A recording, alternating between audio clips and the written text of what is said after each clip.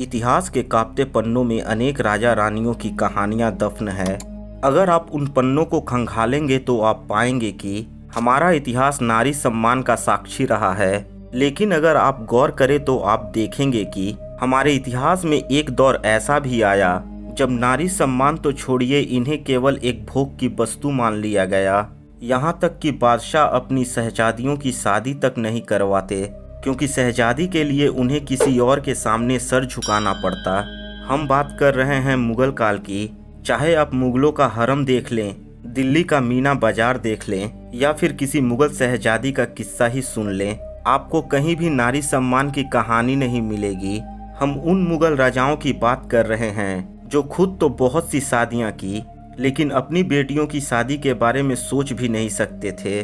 कहा जाता है कि मुगलों के हरम में उनके परिवार की नारियां और उनकी दासियां रहती थी, लेकिन कहीं ना कहीं हकीकत ये भी है कि हरम का एक हिस्सा ऐसा भी था जहां राजा केवल भोग विलास किया करते थे, लेकिन उनकी ही बेटियां आजीवन भर कुंवारी रहती थी।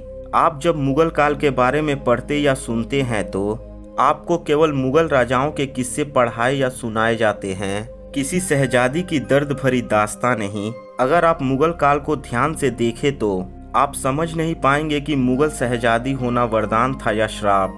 लेकिन इन मुगल शहजादियों में एक शहजादी ऐसी भी हुई जिसने कभी शादी तो नहीं की, लेकिन खुद की अलग पहचान बनाई। चाहे राजनीति का मामला हो, पारिवारिक मामला हो या फिर दौलत का मामला हो, उसने हर जगह अपनी छाप छोड़ी है।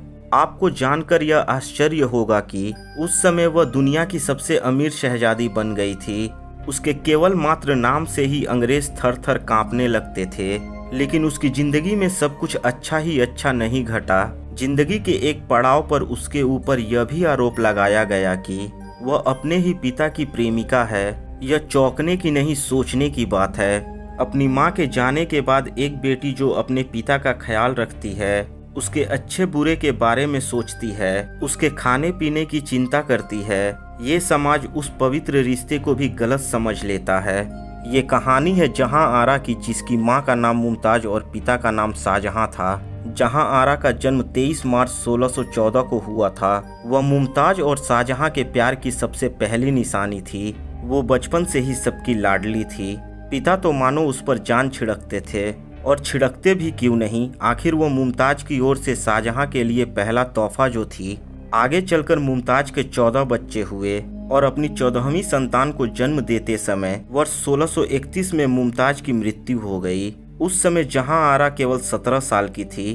मां की मृत्यु जहां आरा के लिए एक सदमे से कम न था, लेकिन उस सदमे से उभरना और अपने पिता को और अपने छोटे छोटे भाई बहनों को संभालना जहां आरा के लिए किसी चुनौती से कम नहीं था। जहां आरा सबसे बड़ी थी, एक बड़ी बेटी और बड़ी बहन का जो कर्तव्य होता है, जहां आरा ने वही किया। वह अपने पिता से बेइंतहा मोहब्बत करती थी। शाहजहां क्या पहनेंगे, क्या खाएंगे, यहाँ तक कि दरबार में क्या फैसला किया जाएगा, सब फैसले जहां आरा लिया करती थी। जहां आरा अब बड़ी हो चली थी, शायद अकबर को बहनोई से मिले धोखे के कारण या फिर अपने गुरूर के कारण मुगल अपने बेटियों की शादी नहीं करवाते थे। जहां आरा ये बात अच्छी तरह से जानती थी कि उसे आजीवन कुंवारी ही रहना होगा, इसलिए उसने अपना ध्यान मुगलों के व्यापार में लगाया। सूरत के बंदरगाह और जहाजों के व्यापार को समझा और उसे आगे बढ़ाने लगी।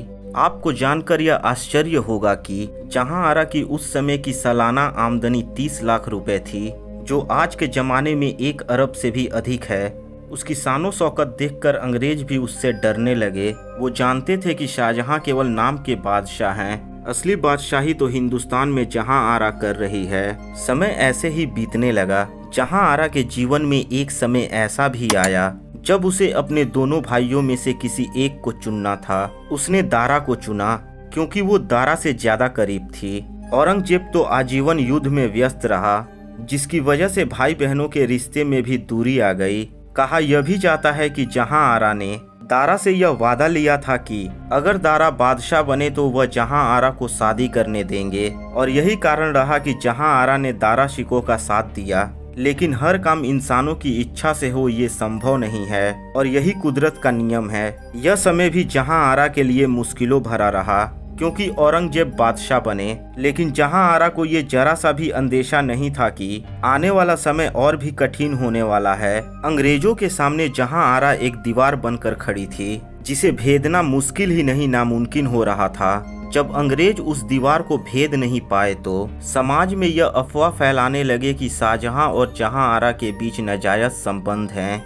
यहाँ तक कि कई अंग्रेज लेखकों ने भी अपनी पुस्तक में यह लिखना शुरू कर दिया। उसी में से एक वर्नियर भी था जिसने जहां आरा और शाहजहां के रिश्ते को न केवल कलंकित किया बल्कि बदनाम भी किया। आप जरा सोच कर देखिए, ये अंग्रेज राज करने के लिए किस हद तक गिर सकते थे। लेकिन कोई जहां आरा के बारे में उस वक्त सोचा भी नहीं कि उस पर वो लम्हा क्या गुजरता होगा।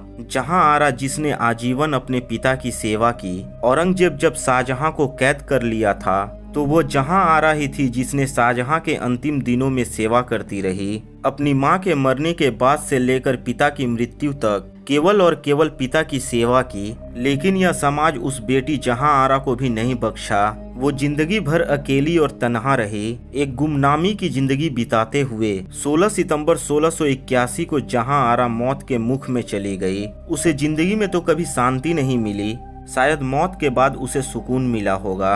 अब दोस्तों आप ही फैसला कीजिए कि मुगल शहजादी होना वरदान था या श्राप। आपको यह जहां आरा की कहानी कैसी लगी कमेंट बॉक्स में लिख कर हमें जरूर बताएं। अगर यह वीडियो आपको अच्छी लगी हो तो वीडियो को लाइक करें, अपने दोस्तों को शेयर करें और अगर आप सूर्या टॉक चैनल पे नए हैं तो चैनल को सब्सक्राइब करके बगल वाले बेल आइकन को जरूर दबा दें ताकि आने वाली वीडियो की नोटिफिकेशन आपको सबसे पहले मिल सके। तो दोस्तों मिलते हैं अगली वीडियो में। जय हिंद, जय भारत।